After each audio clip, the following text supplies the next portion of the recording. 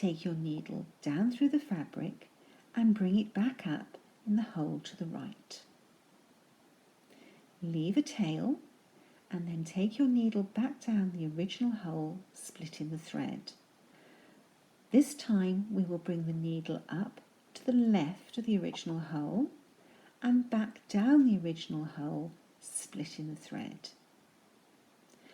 Give your thread a tug to secure it and then snip off the tail as close to the fabric as you can go. Give it another tug. You can see that's very secure. We're going to cover the pin stitch with a straightforward normal cross stitch.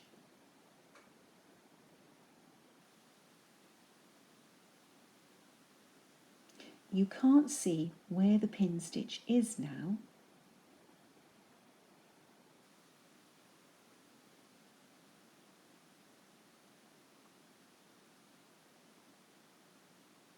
Both cross stitches look identical. Next we're going to end this red thread and start a new colour.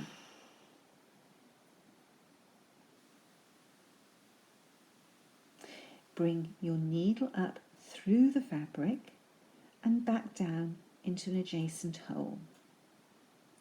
Bring your needle back up the original hole, splitting the thread.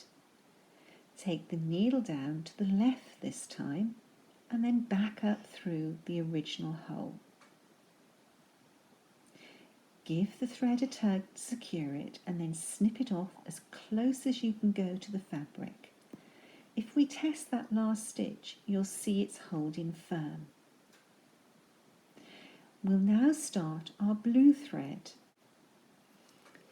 Take your needle down through the fabric, up in the adjacent hole to the right, leaving a tail. Take your needle down through the original hole, splitting the thread, and bring it up in the hole to the left, taking it back down the original hole, splitting the thread. Give the tail a little tug and then snip it off as close to the fabric as you can go.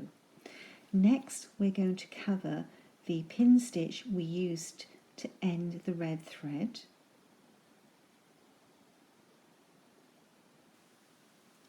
And then we're going to cover the pin stitch we used to start the blue thread.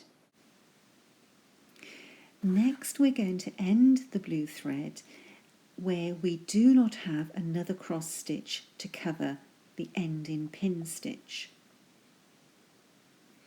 So we'll make our last cross stitch and then we're going to bring the needle up through the fabric, down into the hole above, back up through the original hole, splitting the thread, and down in the hole below, back up through the original thread, splitting it, give it a tug, and then snip it off as close as you can go. We'll test that last stitch and you will see it does hold. We've ended a pin stitch where there's no stitch to cover it and it is not visible.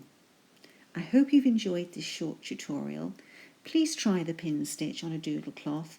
I'm sure you'll find that it will save a lot of thread and time.